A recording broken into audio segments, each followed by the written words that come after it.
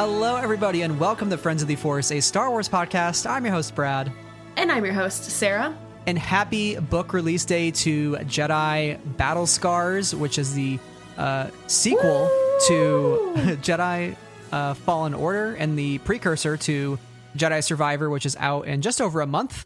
On today's episode, we had the chance to talk with author Sam Maggs, who wrote this book. It is a wonderful, amazing, awesome, action-packed, full of heart book. Sam, she's a best-selling author of books, comics, and video games, and a lot of her work is really renowned stuff that she's gotten to work on, like Critical Role, Transformers, etc. So it was a real honor to have her on the show and get to talk about Cal Kestis and the crew. But it may be even more than Cal Kestis, Marin. This devolved into like just a Marin fan podcast. Honestly, though, we had such a great conversation with Sam, and we love this book so much and just got to share in our excitement of the book with her. And yeah, we hope you enjoy the variety. We have such a variety of topics we talked about in this interview. So please listen on. Yeah, and this is also Sam's first full-fledged adult novel, so really special occasion to get to chat with her on the release day. So yes. And just as a heads up, this episode does not contain spoilers, very light spoilers. We kind of just talk about the characters on an overview level, and we don't get into too many details, so you're safe if you haven't read the book yet. But with that in mind, let's jump into our conversation with author Sam Maggs. So we are so honored to be joined today by Star Wars author Sam Maggs, who just recently wrote the newly released book, Star Wars Jedi Battle Scars, which is a personal favorite. Welcome to the show. We're so happy to have you. Oh, thank you so much. I'm so happy to be here. At the time this episode is dropping, Star Wars Jedi Battle Scars is on bookshelves. So how does it feel to have this book out in the world? You've done some Star Wars writing before, but this is like the first feature-length novel that you've done for Del Rey. It is really exciting. I've been a fan of Del Rey's tie-in books with Star Wars for a really, really long time. I love so many of the authors in their stable: Claudia Gray, Delilah Dawson, Beth Revis, so many talented, wonderful people. I'm right for them. And so I feel very honored to be among their ranks now. And it's also my first adult novel ever. So that's also very nerve-wracking for me, but really exciting. So yeah, I don't know. I hope people dig it. Mission accomplished in my book, because the book itself is gorgeous and the story is excellent. So it's a win from me, at least. Huge. We always love to start our interviews with just getting to know you and your history with Star Wars better. So, what is your personal history as a Star Wars fan? When did you find this franchise, and what captured you about Star Wars? Sure. So my parents were actually huge Star Wars fans. They saw A New Hope in theaters back in the 70s 22 times when it first came out. They were like OG fans. And so when I was very little, when I was like a baby, my dad used to put them on while we were hanging out at home all day while my mom was at work. So I was like born into fandom in a lot of ways. And instead of rebelling and getting into sports, I guess I just kind of went with it. And I was always a big fan. I remember my parents pulling me out of school the day Phantom Menace came out to go see it at the theater, like in the matinee opening afternoon, and just always been big Star Wars people in my house. And so getting to start to work for Star Wars has been a big personal and career milestone for me. I mean, the universe is so expansive and inspiring that it's incredibly fun to play in. And also my parents think it's really cool. So that was neat. Huge. But yeah, always been a huge fan. Always helps to be born into a Star Wars family, because then you just have taste like immediately. Like there's just there's no denying it at that point. You couldn't have put it better. So true, bestie. So speaking of having taste, you have a great taste in a career, because you're a writer, author. It's definitely one of those really rewarding careers, but also ones that can be tough and have their challenges. So like, what led you to pursue that career in writing, and how did that eventually cross paths with the Star Wars franchise? when you first started doing the IDW comic, the Luke on the Bright Side story. What led to that opportunity as well?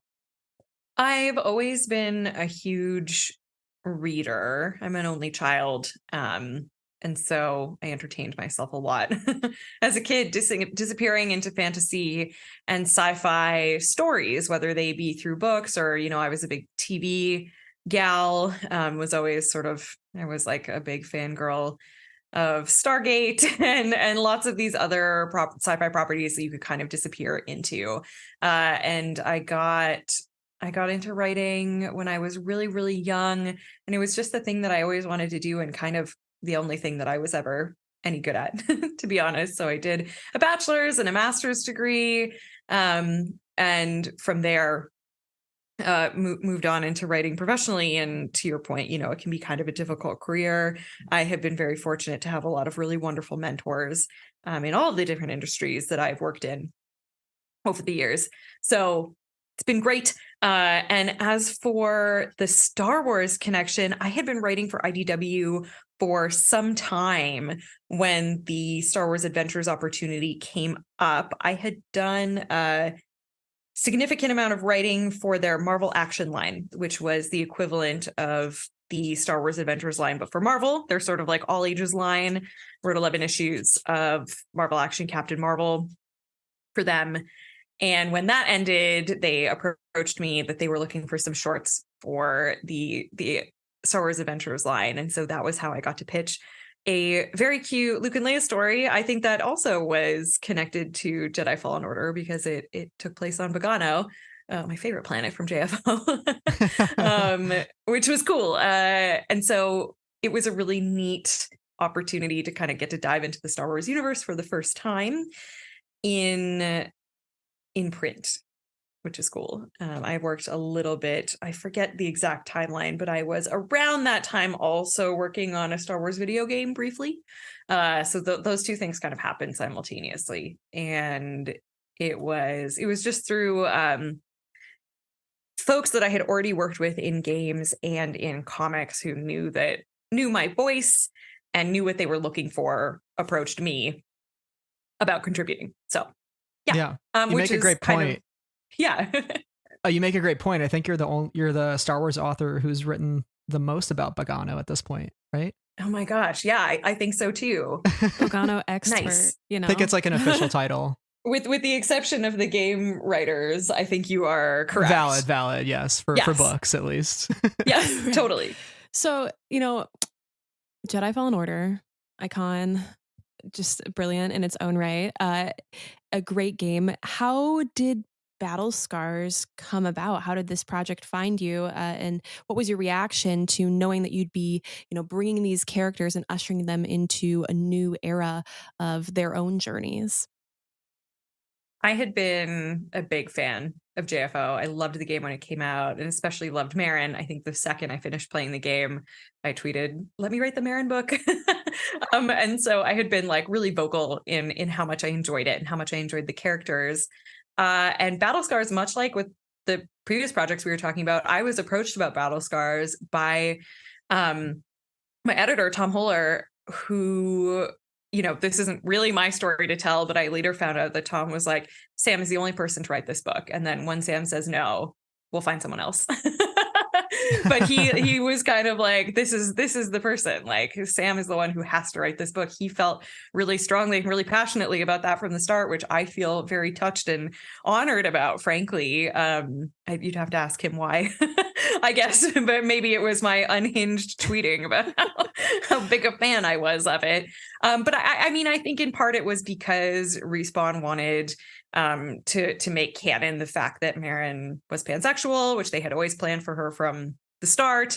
So I think I was a good choice for that. I think my experience in games, and then again, I think my being a fan of the first game and everything, all kind of probably contributed to that a little bit.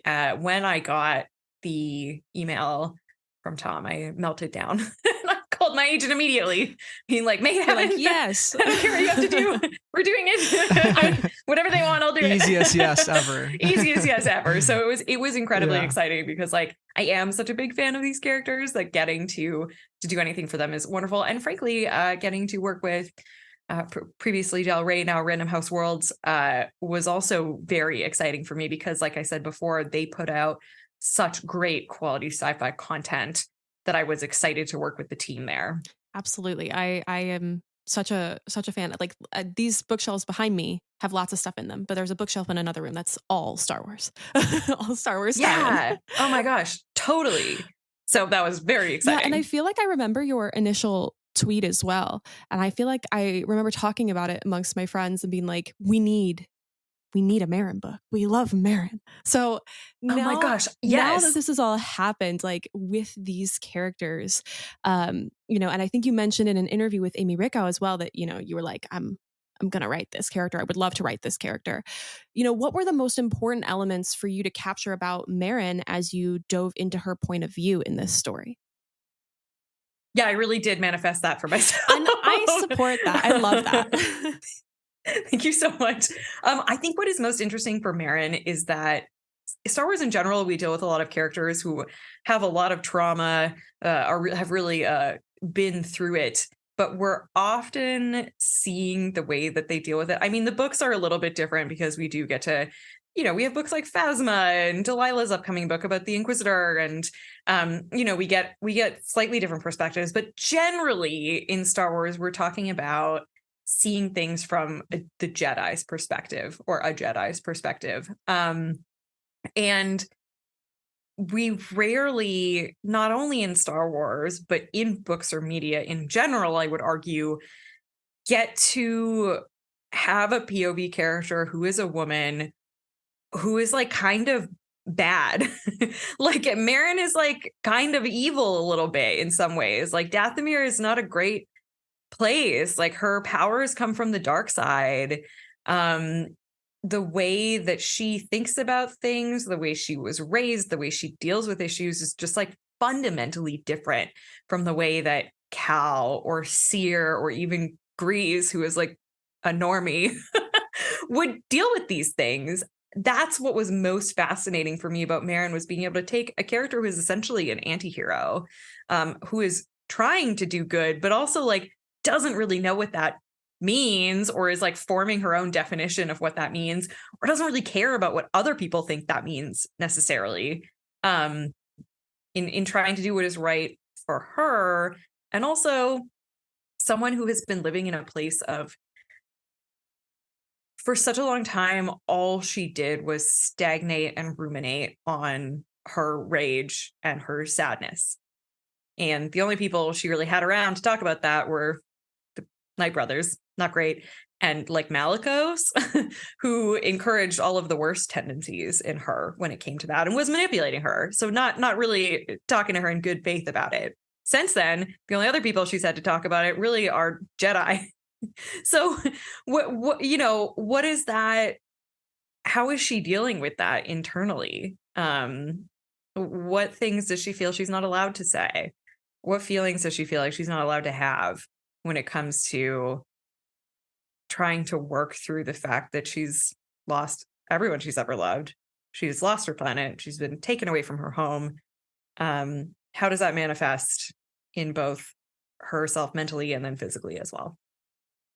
I have to say, Marin being such a huge focus of this book was a welcome surprise, because obviously when you play the video game, Cal is the central character that you're focused on, and there are the Mantis crew on the periphery, but we don't really get inside their minds. And something you just did so well with this book was I came out of it feeling like I had such a deeper understanding of each and every character in this book, like not just Marin, but Seer and even Grease, who's like, Grease is just sort of the hot shot player guy on the surface, but like deep down, he's also got some trauma there. Yeah, that really means so much to me, because this was originally pitched to me as a Cal book, and something that I fought really hard for and that I thought was really important with this book was getting the POVs of all the other characters, because all the games, you know, the games are always going to be largely from Cal's point of view because he's your player character.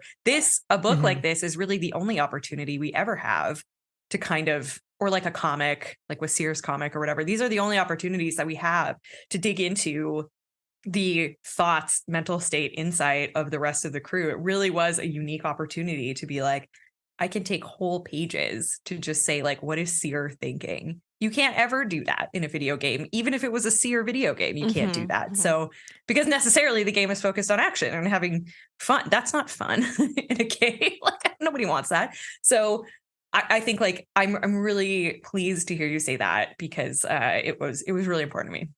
Yeah, there is one conversation too, specifically, we won't spoil it, but between Seer and Cal about, like purpose and legacy. And I thought it was one of the most, I think it might be my favorite scene in the book. Oh, thanks. And just speaks to how much of Seer we do get. And I can't wait to go into Survivor and learn more about kind of where she is, post battle scars. So very exciting. But with Marin, continuing on that, she deals with a lot of the same emotions that Jedi do.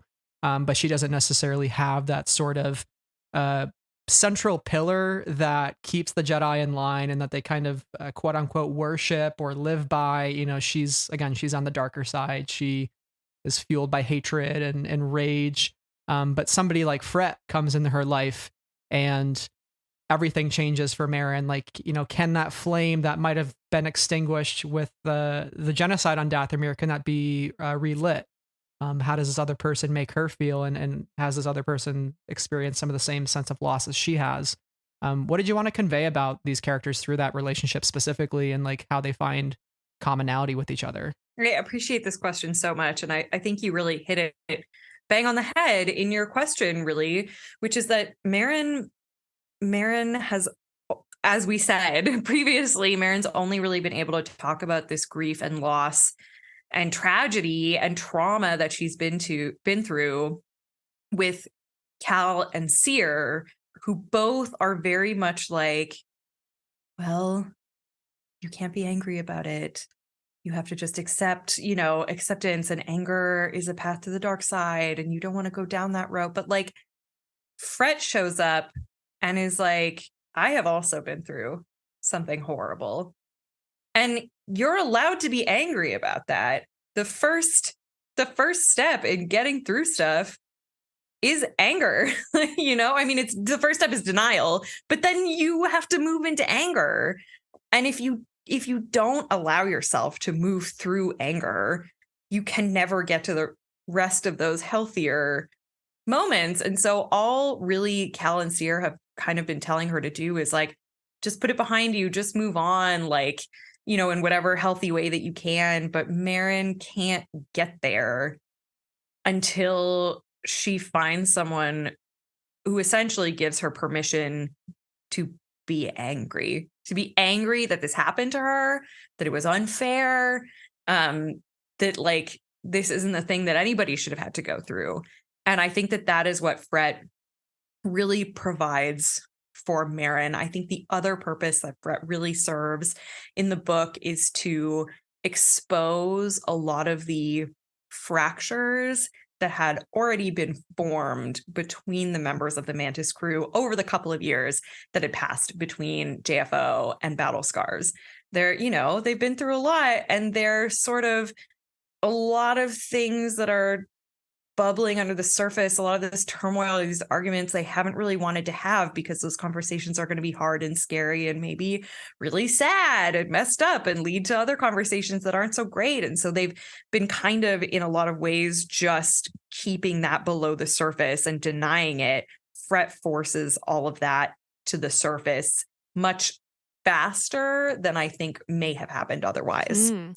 I think that's such a really interesting idea because, we of course have this team that we know fairly well from the game.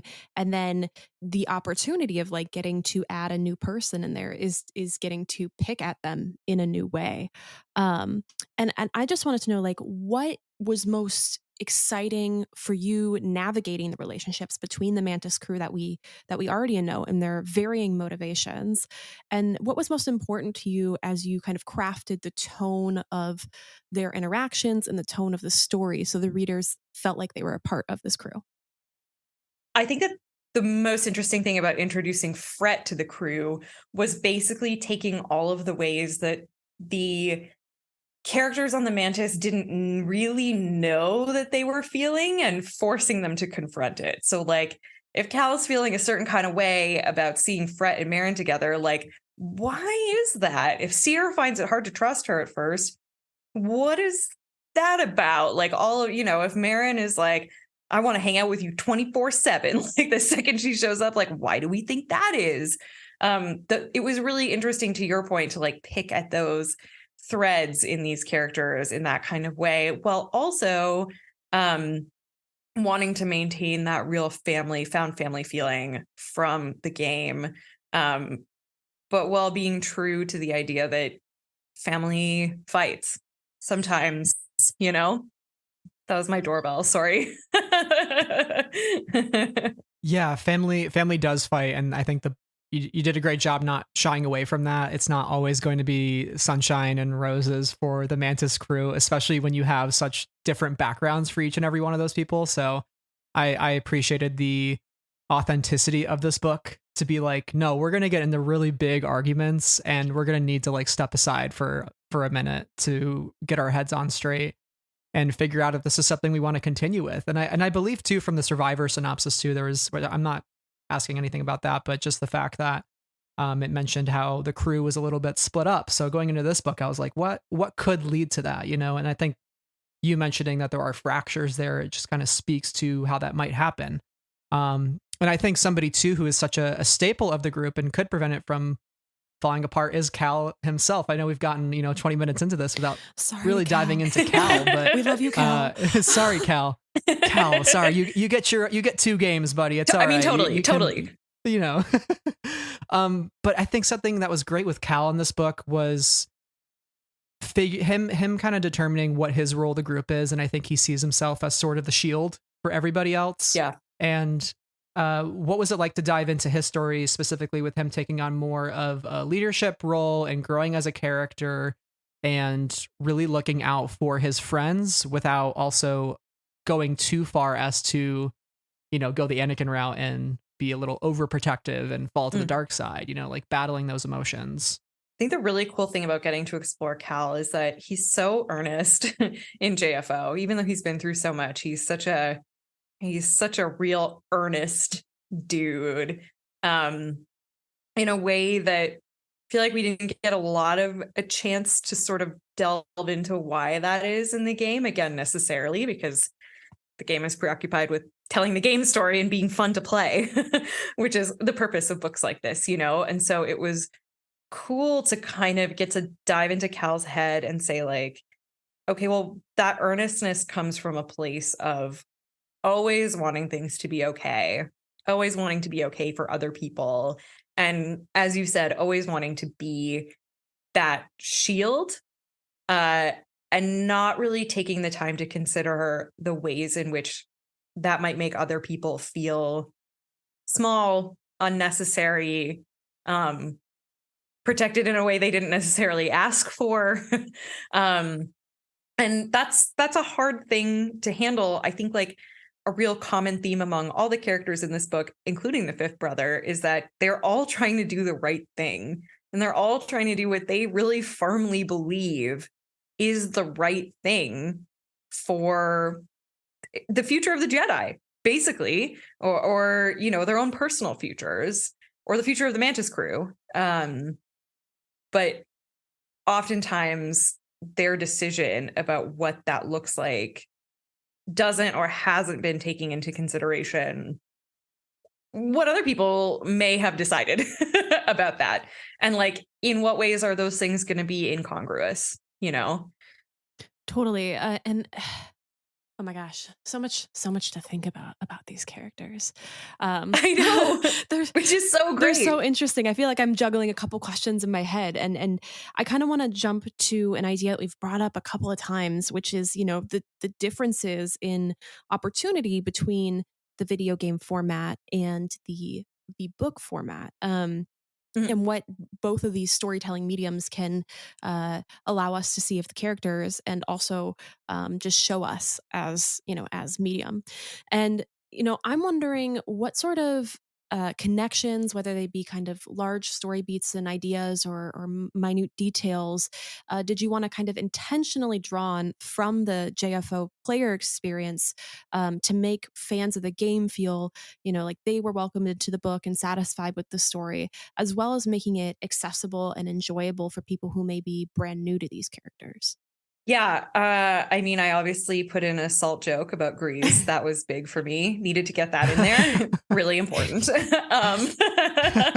Right off the bat. Absolutely. I think one of the most important things for me when writing this book was making sure that the action in the book felt like the action in the game as much as possible. I wanted, when Cal was in the middle of a fight with stormtroopers, for it to be like identifiable as the actions that you can and did take in the video game as Cal. So I've obviously played the game a bunch. I beat it way back in the day when it came out, and like I'm familiar with all of it. But when I was actively writing the book, I had YouTube videos open constantly of Cal's movesets, so that, I mean, it doesn't map 1-to-1 exactly because this is a book, and I did have fun opportunities to make Cal like ride on a bounty hunter who has a jetpack in the air or whatever, which you like definitely can't do in a video game.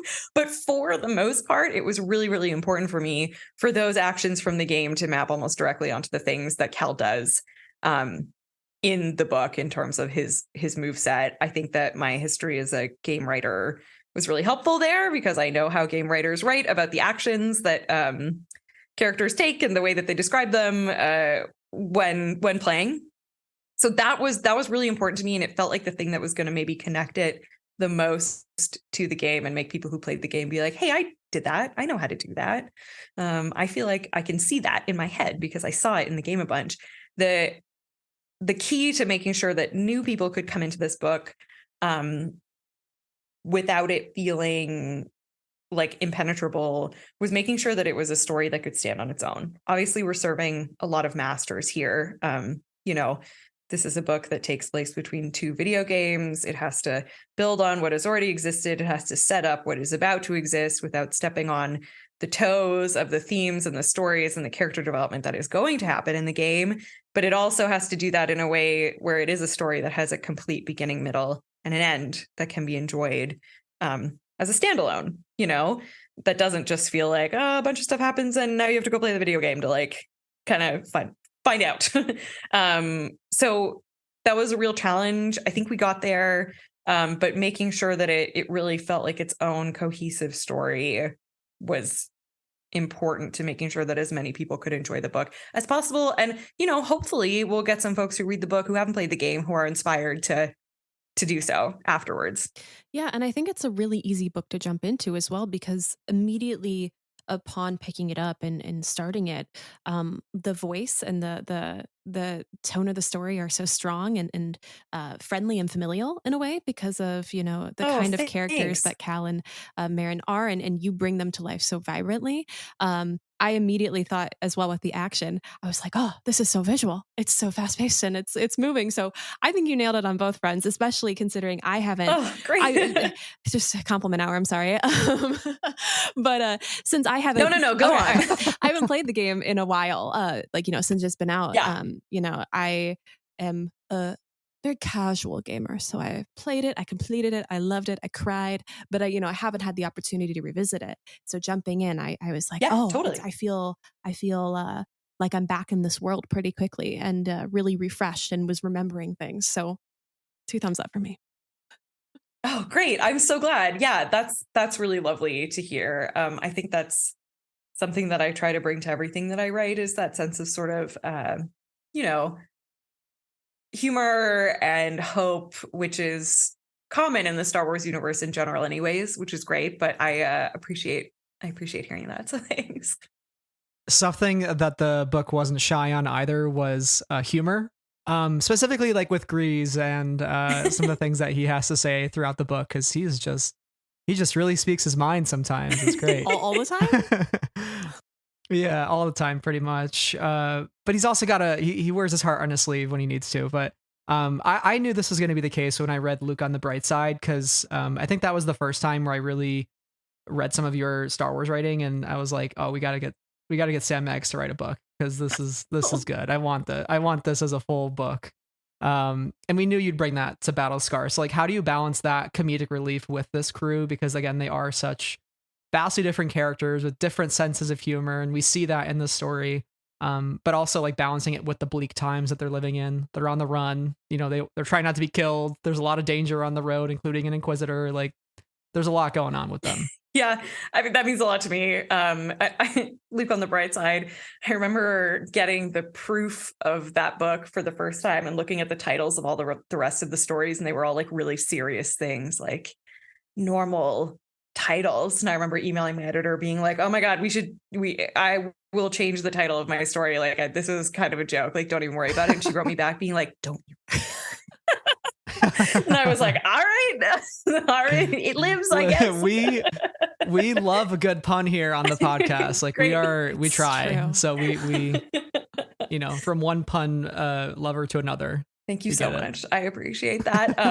But I think this is something that I try to bring to all of my writing, which is like, I am not a grim, dark writer. I'm never going to be that person, whether it be in games or in comics or in novels. I think there's totally a place for that, and people who do that well. I think it's so impressive. It is not how I write or how I like to write. And I think in part it's because I think it's more challenging to try to write a story about serious stuff with humor in it. I also think that that is the way that humans actually deal with hard things. We laugh at, laugh at a funeral or whatever, you know what I mean? Like, we deal with impossibly difficult situations through dark humor, or through by laughing about it, or finding the moments of lightness where we can in order to like continue surviving. I think it is a lot harder to do that. I like to challenge myself with that. And so it was really important to me to include that in this book. I also think like the game itself has a lot of really funny moments. And so it made sense to continue that through here. It's just the way that I think that things would be on the Mantis, which is that like things are hard and awful for the most part, but like to get through your day to day, dumb stuff. You have to do dumb stuff. Yeah. Not dumb stuff, but humor in this sense. We know you love the Boglings, icons, heroes in their own right. And one, of course, makes its home on the Mantis. Did you want to include Boglings even more in this story? How often were you thinking about adding a Bogling to a scene? Just yes, all the time. It's so true. Wanted it to be a book entirely about Boglings. I really wanted them to let me name the Bogling on the ship. They did not let me do that, which I understand. I think the game folks probably want to do that, which is totally fair. Valid. But I remember being like, this Bogling's been on the ship for 2 years. It should have a name. Everybody calls it something We should different. be able to name it in the game. I love that. Legend of Zelda, you can name your horse. We should name the Bogling in Survivor. Come on. This I love. I don't know if you can do that or not, but I would love that. So, I know the game is done. They're putting customize the Bogling, paint it different colors. The game, in the packing right now as it's gonna get shipped out. But like if they want to make a last minute update in, a DLC Bogling patch. A DLC. Whatever. Yeah. Name the Bogling. You can put little outfits on it, just like your lightsaber or the ponchos on Cal. I mean, they can take our ideas. It's fine. Be spending all that microtransaction money on Bogling outfits. But like hypothetical question, non-canon, if you could name a Bogling in the video, if you could like as a player name your Bogling, what would you want to name your Bogling? Oh, I tried to name it after my dog. My dog's name is Evie. I tried to call it BB. It didn't work out. I love it.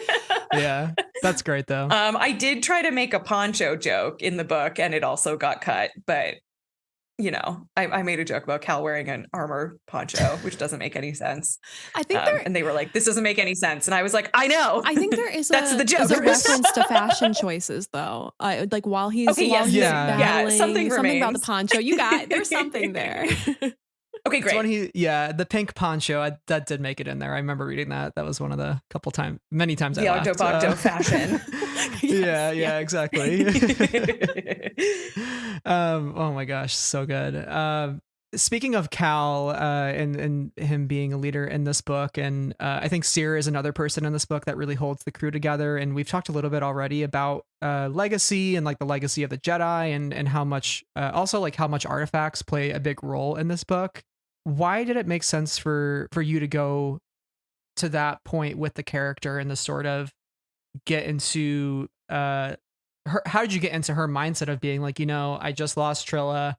Maybe this makes the most sense for me, is to start to like think of a true purpose, and maybe fighting isn't always what I want to be doing, because like, look how much loss has kind of happened along the way because of that. Like, what is my legacy going to be? That's more important. Yeah, Seer's journey is fascinating for me in that in JFO, she's dealing with this trauma of losing Trilla, and the way that she handles it in JFO, she goes to the dark side. By the end of that game, we know that she's learned her lesson and she's never going to do that again. But that trauma still lives. And so the question was kind of, how does that manifest now when she is dealing A, with future Inquisitors, but also B, when she's looking at the bigger picture of like, what do I want to leave for the future of the Jedi? And I think she answers this in two different ways that both come back to the same place of pacifism, which is her being like, I can save everybody.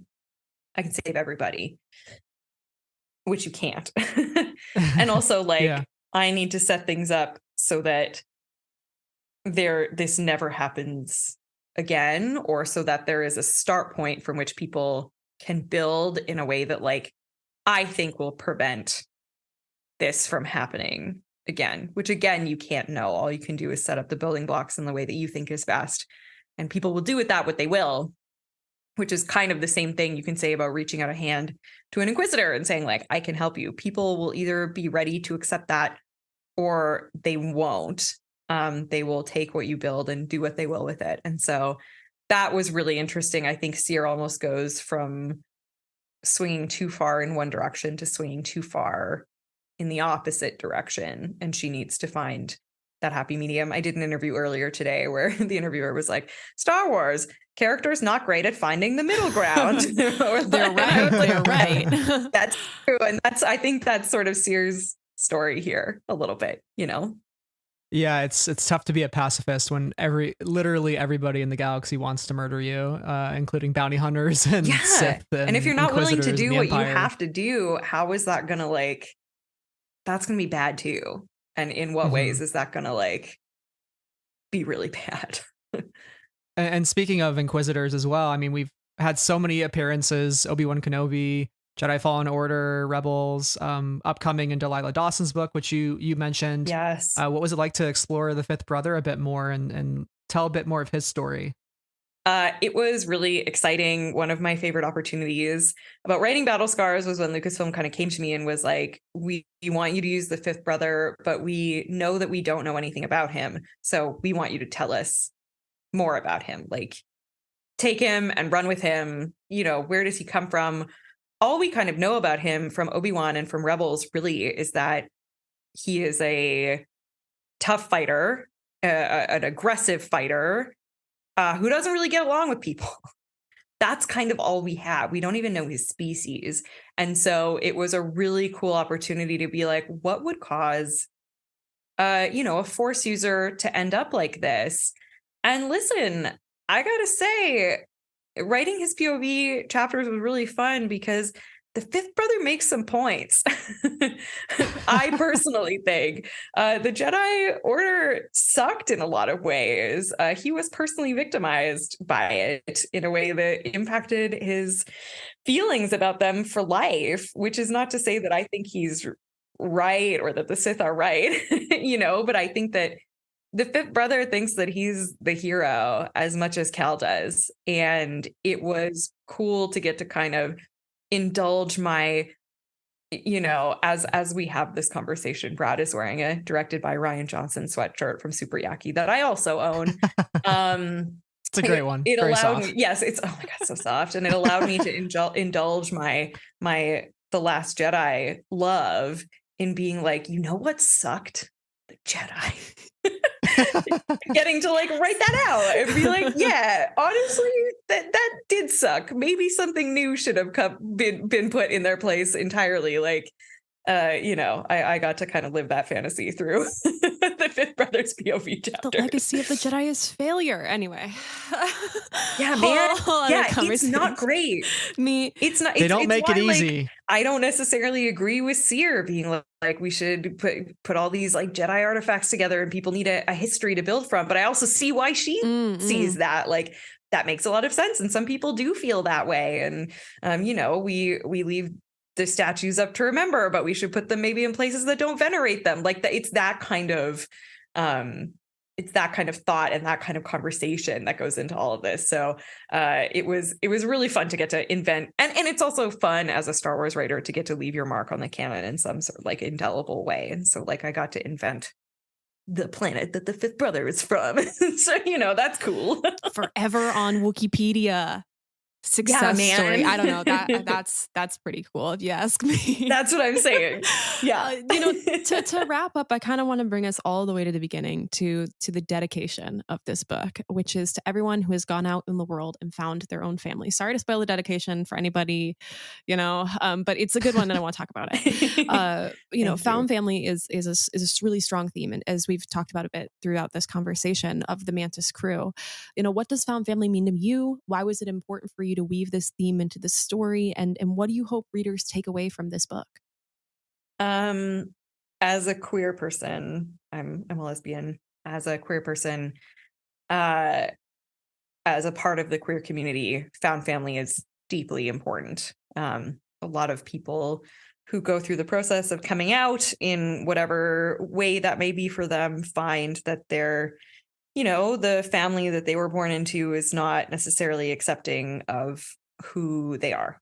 I think that is a really common story among queer kids, queer adults. And part of the important thing about the queer community in general is that it acts as a surrogate family for people who have lost theirs to bigotry or hatred or that sort of thing. This is a queer story. This is a queer love story in a lot of ways, which I still feel very fortunate that they let me make. And it was a queer love story that I wrote while I was in the process of coming out as a lesbian to myself and to my family. And it felt important. I think that queer people gravitate towards found family stories for this reason a lot of the time, because we see ourselves in it. And so in this book about, two queer women finding each other and, figuring out the ways that it makes them better, it felt important to kind of be like,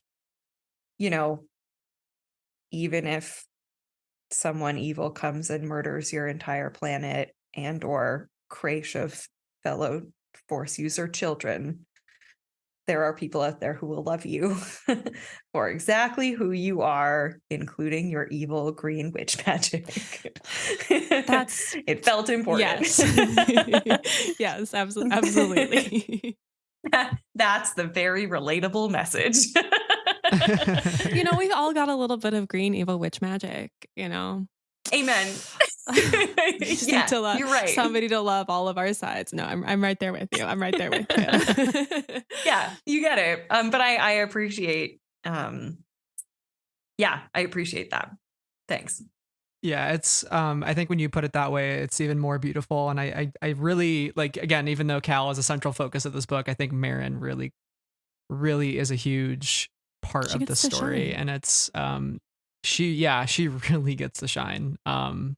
Really beautiful. Like several parts in this book where I just was like kind of the welling up in your throat where you're like kind of choked up a little bit. A little verklempt. Like, oh, yeah, totally. Gosh, thank you. I'm so glad. Love to make people cry. As a writer. The dream. Yeah, we're so used to High Republic books, so we're typically crying for all the wrong reasons. So it was nice to finally cry sadness. For good reasons. So real. Romance. Once, yeah. Feelings. So appreciate it. So real. So this was such a blast. Thank you guys so much for having me on. It was so much fun. Yes. Thank you for joining us. Yeah, no, thank you.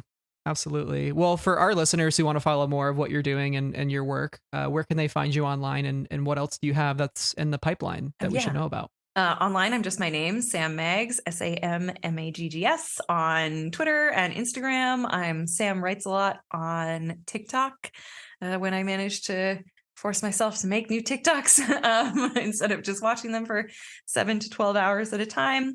I have a bunch of secret projects in the pipeline right now that I can't really talk about yet, but I have stuff coming up. So follow my channels and I'll post about them there. Sounds good. Will do. Perfect.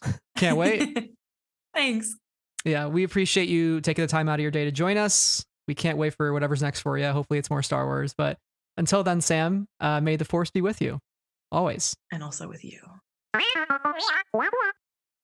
Thank you, everyone, so much again for listening to our Sam Maggs interview episode. We hope that you have enjoyed it, and we hope that if you've read the book, you've got something out of this episode. And if you haven't read the book, you are running to your nearest bookstore to go pick it up.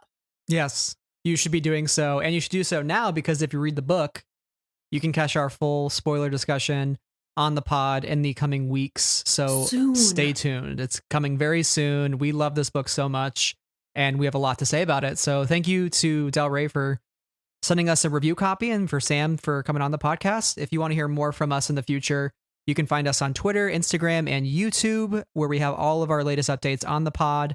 And if you'd be so kind, leave us a 5-star written review if you enjoyed the episode, and follow us on whatever feed that you are listening to, so that our future episodes drop into your feed like right away. Yeah, that's the magic of technology and the internet, that they just will appear there. It's like a brand new concept. We also have a Patreon where tiers start at just $1. And if you want not just the episodes in your feed, but more episodes in your feed, in even like a dedicated Patreon feed, you can get the Patreon. You don't, of course, don't have to, but we are eternally grateful to our patrons who help make the show happen every week. So thank you to Ben, Brian, Cheryl, Clay, Deborah, Dylan, D Sizzle, Emma, Huang, Jennifer, Knights of Red, Leanne, Craig, Levi, Lucy, Lindsay, Rob, Saber Bouquet, Santa, Skytalker, Steven, Tom, Travis, and our newest patron, Matthew. Thank you all very much. The list has had a couple of additions since the last time I did the whole list. I don't know how smooth that was, but thanks, guys. Really appreciate you. That's a good problem to have. So thank you all for your support. Let's keep that list growing if you could. Keeps the lights on here. And until next time, may the Force be with you always.